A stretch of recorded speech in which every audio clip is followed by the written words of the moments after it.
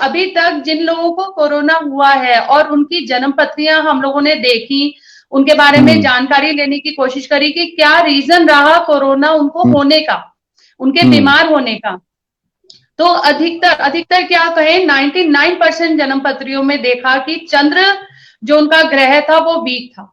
और चंद्र कारक होता है मानसिक स्थिति का, जल तत्व को वो हमारे बॉडी में बैलेंस करता है, और साथ ही साथ हमारे इमोशंस को बैलेंस करता है, और साथ ही साथ हमारे लंग्स, हमारे फेफड़े, गले, इस पार्ट को भी वो दिखाता है कुंडली के हिसाब से। तो जिन लोगों का चंद्र ग्रह उनकी कुंडली में वीक था, उन लोगों को कोरोना जरूर हुआ, और उन लोगों को आगे भी, जिन लोगों का चंद्र वीक है कुंडली में, उनको आगे भी कोरोना होने की संभावना बनी हुई है। साथ ही साथ अभी पिछले दिनों में जब से कोरोना आया, हम ये कहेंगे कोरोना एक बहाना बना लोगों को डिप्रेशन होने का। पिछले दिनों में आपने सुना होगा बहुत सारे लोग जो है वो आत्महत्या की तरफ अग्रसर हो रहे हैं। हमारे पास दिन भर ऐसे लोग आते हैं जिनको डिप्रेशन है, जिनको नींद आनी बंद हो गई है, रीजन कुछ भी रहा हो, वो कोरोना का डर रहा, या काम बंद होने का डर रहा, काम कम होने का डर रहा, फाइनेंसिस की स्थिति खराब होने का भय रहा। मगर प्रॉब्लम्स साइकोलॉजिकल लेवल पर भी अगर देखें तो बहुत सारे लोगों को आई है पिछले दिनों में। तो ये भी हमारे चंद्र ग्रह के वीक होने की वजह से ये परेशानियां लोगों को आई है। साथ ही साथ अगर हम हीलिंग को और एस्ट्रो को जोड़ते हैं, तो जो लोग मानसिक रूप से ज्यादा वीक फील करते हैं, या लो फील करते हैं, या बहुत ज्यादा डिप्रेसिव स्टेज में चले जाते हैं, उनका चंद्र और ज्यादा वीक हो जाता है, और ऐसे में उनको ये महामारी जल्दी ही अपनी चपेट में ले सकती है। वो प्रलय का साल होगा, तबाही का साल होगा। तो तबाही का मतलब ये नहीं होता जैसे कहानियों में हमने अब तक पढ़ा, या अलग अलग ग्रंथों में भी पढ़ा कि तबाही मतलब एकदम से धरती पलटी और सब कुछ खत्म हो गया, ऐसा नहीं होता। धीरे धीरे मौत बढ़नी शुरू हो जाती है, लोग जल्दी जल्दी मरना। और आपने देखा होगा कि 2020 में बहुत तेजी से बहुत सारे लोगों की डेथ हुई है। तो हाँ जी, ऐसा होता है कि हर 100 साल में इस तरह के स्टार्स की पोजीशन बनती है, ग्रहों की पोजीशन बनती है कि बहुत तेजी से दुनिया से लोग जाने लगते हैं। वो रीजन कुछ भी हो सकता है, कभी बाढ़ आ जाती है, कभी भूकंप आते हैं, अब इस बीमारी आई है, महामारी आई है। कर्मा वापस लौटकर जरूर आता है। तो आप जो भी दे रहे हैं प्रकृति को, नेचर को, वही आपके पास लौट लौट कर आ रहा है। मैंने एक जगह पर मैंने एक पिक्चर देखी थी जिसमें ये था कि आप लोग नेचुरल प्लेसेस में जाते हैं, प्रकृति में जाते हैं प्रकृति को एंजॉय करने के लिए, और वहां पर मैं देखती हूँ जाकर कि दारू की बोतलें या फिर प्लास्टिक उन लोगों ने फेंका हुआ होता है, जो कि प्रकृति के साथ बहुत बड़ा खिलवाड़ है। तो ये वापस लौटकर आपके कर्मा के रूप में आपको मिल रहा है, और कुछ लोगों की गलतियों की सजा इस वक्त हमारे पूरे संसार को भुगतनी पड़ रही है। तो ये सच है, कर्मा वापस आता है। आज भी अगर हम लोग नहीं समझे इस चीज को, अपने कर्मों को हमने नहीं सुधारा, तो अभी देखिए आगे और क्या क्या झेलना पड़ सकता है। अच्छा, परिवार की मुखिया की जो गलतियां हैं तो वो क्या पूरे परिवार के लोगों को भुगतनी पड़ती है? जी बिल्कुल भुगतनी पड़ती है, और ऐसा माना जाता है कि हमारे जो भी रिलेशनशिप है, हमारा जो भी परिवार है, वो सब प्री डेस्टाइंड होता है, पहले से तय होता है। हमारे कर्मों के हिसाब से ये पहले से तय होता है कि कौन मेरे हस्बैंड बनेंगे, कौन मेरा बच्चा बनकर आएगा, कौन मेरे माँ बाप बनेंगे। तो ये पहले से तय होता है, और हम सबके जो भी पास्ट लाइफ कर्मास हैं वो सब को रिलेटेड होते हैं, और वही हमें इस जन्म में आगे भुगतना पड़ता है। और अगर अभी भी नहीं सुधरे ना लोग, तो अभी आगे बहुत कुछ आने वाले जन्मों में उनको भुगतना पड़ सकता है। अच्छा, इतिहास या आध्यात्मिक ज्ञान जो है ना, इस बात के ऊपर भी संकेत करता है कि शासक की करनी प्रजा को भुगतनी पड़ती है। बिल्कुल बिल्कुल सच है ये। अच्छा, अब इसके लिए बचाव क्या है? इसके लिए बचाओ अगर हम सोचकर चले तो सबसे पहले, ये तो एक पेंडेमिक आई, एक महामारी आई, तो हम लोगों ने भागना शुरू कर दिया कि अब क्या करें, अब क्या करें, ठीक है। मगर अब ये एक संकेत है कि आगे भी अगर लाइफ में ऐसा कुछ आता है, आगे भी अगर सोसाइटी को ये सब झेलना पड़ता है, तो उसके लिए तैयारी हमें अभी से करनी होगी। सबसे पहले, क्योंकि हम लोग हीलिंग फील्ड में हैं, तो मैं हमेशा एक चीज कहकर चलती हूँ कि बी पॉजिटिव।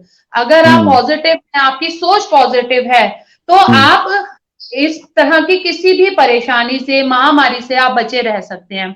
आप कभी भी नोटिस कीजिएगा, जिन लोगों को कोविड हो भी रहा है, ये वो लोग हैं बहुत ज्यादा ही हद से ज्यादा प्रिकॉशन लेकर चल रहे हैं, हद से ज्यादा घबराए हुए हैं, डरे हुए हैं। कुछ एक लोगों से मिल रही हूँ जो पिछले 6 महीने से अपने घर से बाहर नहीं निकले हैं डर के मारे। तो डर भी कहीं ना कहीं आपकी, देखिए कोरोना अगर आपको लगना है ना, तो वो आपके घर में आपके आटे का बैग लेकर आएंगे, उसमें भी लगकर आ जाए, राइट। तो ऐसे में आप जितना डरे सहमे रहेंगे, अपनी एनर्जीज को आप लो करेंगे, वीक करेंगे, जितना ज्यादा आप डरेंगे, आपका, अगेन एस्ट्रोलॉजिकल वे में देखें तो आपका मून भी वीक होगा।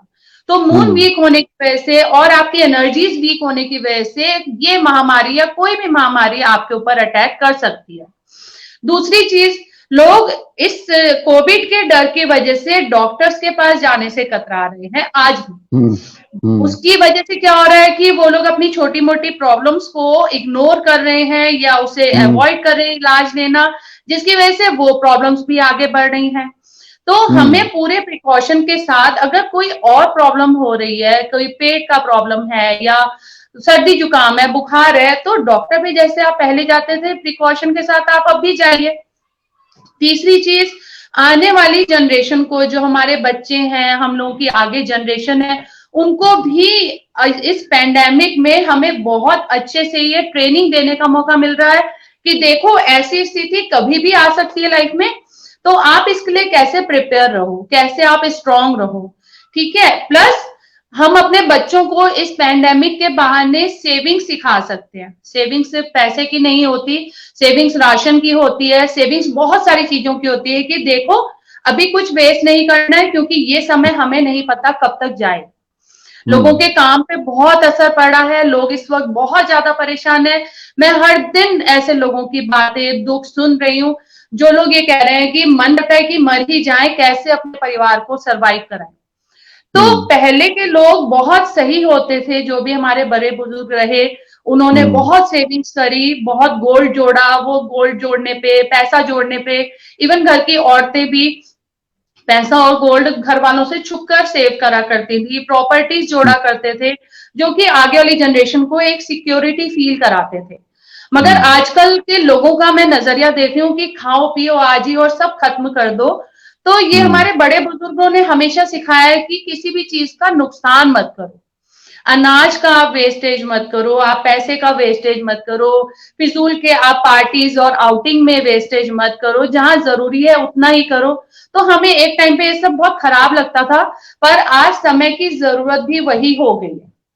तो हमें इस पैंडेमिक के बहाने अपने आगे अपने बच्चों को ये बहुत अच्छी शिक्षा देने का मौका भी मिल गया है। माहौल के हिसाब से बच्चे भी एडजस्टमेंट सीख रहे हैं, समझ रहे हैं। तो आगे अभी ये पैंडेमिक कब तक है, कब तक ये पूरी तरह से जाएगा दुनिया से, अभी कुछ भी नहीं कह सकते। तो ऐसे में हमें इन चीजों के लिए मेंटली अपने आप को प्रिपेयर करना पड़ेगा। साथ ही साथ जो बहुत ज्यादा डर रहे हैं, घबरा रहे हैं, उनको ध्यान की तरफ और स्पिरिचुअलिटी की तरफ जरूर जाना चाहिए, क्योंकि वहां से आप कहीं ना कहीं इमोशनली, मेंटली आप बहुत स्ट्रांग होते हैं, और अगर ये महामारी आपको चपेट में ले लेती है तो भी आप इससे फाइट करके निकल जाएंगे। पूछा कि वो कहाँ जाएं, तो प्रॉपर प्रिकॉशन के साथ, प्रॉपर डिस्टेंस मेंटेन करते हुए, कुछ एक जगह है ऐसी, मेडिटेशन सेंटर है, ध्यान केंद्र है, जहां पर वो जाके ध्यान कर सकते हैं। और अगर नहीं हो सकता तो घर पे छत तो सभी के पास होती है, अपने घर की छत पे आप हल्का सा म्यूजिक लगाइए और ध्यान में जाइए, ताकि आप इमोशनली और फिजिकली भी अपने आप को स्ट्रांग फील करें। ताकि अगर, मैंने अभी भी कहा कि अगर ये महामारी आपको चपेट में ले भी लेती है तो भी आप इससे स्ट्रांगली निकल पाए, आप घबराएं नहीं। दूसरी चीज की पाप और पुण्य का पलड़ा, तो बिल्कुल जी बिल्कुल, पाप का पलड़ा बहुत भारी हो चुका है। आज आप देखिए धोखाधड़ी कितनी बढ़ गई है। धोखा देना, किसी का पैसा मारना, ये एक ऐसा पाप है जो कई जन्मों तक पीछा करता है। ऐसा माना जाता है, जब हम लोग पास्ट लाइफ रिग्रेशन करते हैं और पिछले जन्म में लोगों के जाते हैं और देखते हैं, तो देखते हैं कि किसी को पैरालिसिस हो गया है इस जन्म में, क्योंकि उन्होंने पिछले 3 जन्मों पहले किसी का पैसा मारा था और उसकी बद्दुआएं उनको लगी। तो हाँ, ये बिल्कुल सच है ये बात कि पाप का पलड़ा बहुत भर चुका है। लोग इस वक्त बहुत परेशान हैं, लोग दूसरों का पैसा मार रहे हैं, उनको परेशान कर रहे हैं, कोई किसी पे ट्रस्ट नहीं कर पा रहा है, हर कोई एक दूसरे का ट्रस्ट तोड़ रहा है। तो बिल्कुल, अगर हमें अभी भी बचना है इस परेशानी से, तो पुण्य की तरफ बढ़ना होगा, अपने आप को सोल लेवल पर इतना क्लियर करना होगा, इतना क्लियर करना होगा, इतना साफ करना होगा कि अभी इस जन्म में भी अगर हमसे कुछ गलतियां जाने अनजाने में होगी, हम उसको कवर अप कर सकें। तो वो अभी लोग ध्यान नहीं दे रहे हैं, उल्टा कोरोना आने की वजह से लोग और ज्यादा धोखा देने लगे हैं, क्राइम बढ़ने लगा है, चोरी डकैतियां बढ़ने लगी हैं, चेन स्नैचिंग रोड्स पर हो रही है। घर वाले इतने फ्रस्ट्रेट हैं कि वो अपने घर वाले बच्चों पे और लोगों पे गुस्सा उतार रहे हैं। तो ये भी बहुत गलत चीज है, और इससे हमें अगर निकलना है, इस महामारी से अगर इस पूरी दुनिया को निकालना है, तो हर एक इंसान को ये कोशिश करनी पड़ेगी कि आप पुण्य का पलड़ा भारी करने के पीछे लग जाएं। पर नहीं कर रहा है वो, उनको समझाना बड़ा मुश्किल है। हम लोग अपनी तरफ से पूरी कोशिश कर रहे हैं, जो लोग सही है कर रहे हैं कोशिश अपनी तरफ से, मगर बहुत सारे लोग हैं जो सोच ही नहीं रहे हैं, उनको लगता है बेईमानी करो निकल जाओ, कोई बात नहीं, क्या उखेड़ कर लेगा मेरी। मगर ये गलत है। आप पाप को अगर भारी करते जाएंगे तो भैया धरती माता भी हाथ जोड़ देगी कि भाई अब मैं तुम्हारे को नहीं बचा सकती। एक सवाल और मेरे जहन में अभी अभी आया कि आमतौर से पिछला जो दौर गुजरा है, ज्यादातर लोगों ने अगर किसी की मदद की है ना, तो वो मदद इस तरीके से की है कि अपना फोटो सेल्फी ली, फेसबुक पर डाल दिया, व्हाट्सएप पर डाल दिया। हाँ। उस आदमी के लिए जो उसका दिल जो एक पहले ही डूबा हुआ था, उसको और डूबने की कोशिश की गई। तो ऐसा जो पुण्य जो उसने कमाया, उसके जहन में तो ये है कि मैं पुण्य कर रहा हूँ, तो ये क्या कहीं लगेगा? एक सवाल। बिल्कुल नहीं, हमारे बड़े बुजुर्ग कह गए कि अगर आप एक हाथ से कुछ देते हो तो आपके दूसरे हाथ को भी पता नहीं होना चाहिए। तो ये कहावत यहाँ पर बिल्कुल सही साबित होती है। आजकल लोग, जिन लोगों ने जब ये कोविड स्टार्ट हुआ और दान पुण्य शुरू करा, तो बहुत पिक्स खिंचवाई कि हम ये, और मैं तो डेली देखती हूँ व्हाट्सएप पे फेसबुक पे लोगों ने पिक्स डाली हुई होती हैं। मैं किसी एक पर्टिकुलर इंसान के लिए कोई कमेंट नहीं कर रही हूँ, मैं सभी के लिए ये बात बोल रही हूँ कि ये बहुत गलत है। अगर आप कर रहे हैं तो आप सिर्फ इसलिए कीजिए कि ऊपर वाला देख रहा है, वो अपने आप हिसाब किताब रखेगा, आपके दोस्त यार कोई हिसाब किताब नहीं रखेंगे। लोग अपने आप को ही खुद सेलिब्रिटी साबित करने के लिए certificates, online certificates, corona warrior, मेरे पास कुछ एक लोगों का कॉल आया, हम आपको, मैंने कहा जी माफ कीजिए, हमें नहीं चाहिए, जो कर रहे हैं वो देख रहे हैं, वहां मेरे उनके कंप्यूटर में हिसाब किताब चल रहा है ना, उनको रखने दो, आप लोगों से हिसाब किताब नहीं रखवाना है। तो ये बिल्कुल पुण्य की श्रेणी में नहीं आता है। और अगर मेरी बात किसी को बुरी लगे तो मैं हाथ जोड़ के माफी मांगती हूँ, मगर मैं जो कहूंगी वो सामने कहूंगी। चलिए एक चीज और जाना बिल्कुल जाना स्पष्ट कर दीजिएगा। असली कमाई आमतौर से कहा जाता है कि हर इंसान की वो है कि 4 कंधे जिसने कमा लिए, मरना सबको है, वो असली कमाई है। लेकिन आज के टाइम पर एफबी पर मेरे इतने दोस्त हैं, व्हाट्सएप पर मेरे इतने दोस्त हैं, ट्विटर पर इतने दोस्त हैं, वो कितने कामयाब हैं? वर्षा जी बिल्कुल स्पष्ट बताइएगा, दर्शक आपकी जबान से सुनना चाह रहे हैं। नहीं, बिल्कुल कामयाब नहीं है हम लोग। मैं अगर अपने आप को भी कहूं या किसी के लिए भी कहूं कि हम लोगों को दूसरों से एप्रिसिएशन चाहिए होता है हमेशा, कि दूसरा लिख दे हाँ अच्छे लग रहे हो, हम खुश, अच्छा कोट आपने डाला है अच्छा लग गया, अच्छी लाइंस आपने लिखी है बहुत बढ़िया, हम खुश हैं। असली कमाई वो है कि जब आप सुबह उठे और मिरर के आगे खड़े हों और अपनी आंखों में आंखें डालकर आप एक अपने आप से बोलें कि यस आई लव यू, तुम बहुत अच्छे इंसान हो। असली कमाई वो है। अगर उस वक्त आपको अपने आप से नजरें चुरानी पड़ रही है किसी भी वजह से, किसी भी मैटर की वजह से, तो आपके एफबी पे 5000 फॉलोअर्स हो, सब बेकार। चलिए बहुत अच्छी बात कही है वर्षा जी, आपने वाकई बहुत अच्छी बात कही, क्योंकि आईना कभी झूठ नहीं बोलता। वाकई सही है कि आंखों में अगर आईने में अपनी आंखें डालकर आप इस चीज को सोचे, महसूस करें, तो वो जो अंदर का नफ्स है ना, वो अपने आप बता देगा कि मैं कितना सही हूँ, कितना बिल्कुल, गलत हूँ। आप दुनिया से झूठ बोल सकते हो, आप अपने आप से झूठ नहीं बोल सकते। लोग चोरी छिपे हर गलत काम कर रहे हैं, पर कभी, और वो बैठ के गलत काम कर भी रही है, प्लस दूसरों के में भी कमियां निकाल रहे हैं, दूसरों को भी जज कर रहे हैं कि वो ऐसा या वो ऐसी। आप अपने चलिए। साथ बैठिए, दिन में एक बार अपने आप को, अपने अंदर आप झांक के देखिए कि क्या आप सही हैं, और अंदर से जो आवाज आए वो हमेशा सही होती है। चलिए वर्षा जी, वक्त भी कम है, वरना मैं चाह रहा था आपसे बहुत सारे सवाल करूं, क्योंकि दर्शक भी काफी आपको देख रहे हैं। एक अपनी तरफ से जो है ना, क्या अपील आप करना चाहेंगे जैसा ये दौर गुजर रहा है, और क्या आमजन को एक ऐसा रास्ता बताने की कोशिश करेंगी जिससे वो सही जिंदगी को जिए और अपनी जिंदगी, उनकी जिंदगी में खुशहाली आए? आपकी बिल्कुल तरफ से मैं अपील।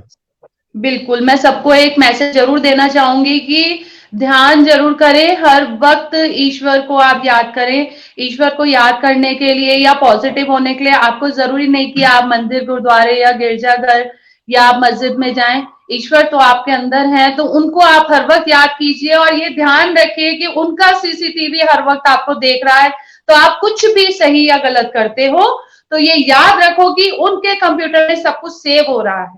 तो इस चीज का अगर आप ध्यान रखते हैं, और साथ ही साथ ये प्रॉब्लम जो आप हम लोगों के सबकी लाइफ में आई है, हम लोगों के जीते जी हम लोग देख रहे हैं, इस प्रॉब्लम से अगर आपको लड़ना है तो ध्यान और आपकी पॉजिटिविटी ही आपको इससे निकाल सकती है। और पॉजिटिव होने के लिए सबसे बड़ी शर्त यह है कि अपने आसपास भी आप पॉजिटिव लोगों को रखें, जो आपको मोटिवेट करें, आपको हमेशा आगे बढ़ने के लिए प्रेरित करें। ऐसे लोगों को जो आप में कमियां निकालते हैं, आपको आगे बढ़ने से रोकते हैं या नेगेटिव करते हैं, उनसे जितना हो सके जल्दी से जल्दी, वैसे तो दूरियां बहुत बना ही चुके हैं लोग, मगर जल्दी से जल्दी ऐसे लोगों से भी आप दूरियां बना लें। और फिर अगेन कहूंगी कि ऊपर वाले का सीसीटीवी सब देख रहा है, तो उसको हमेशा याद रखें कि मैं कभी, कोई देखे या ना देखे, मैं कभी कोई गलत काम नहीं करती।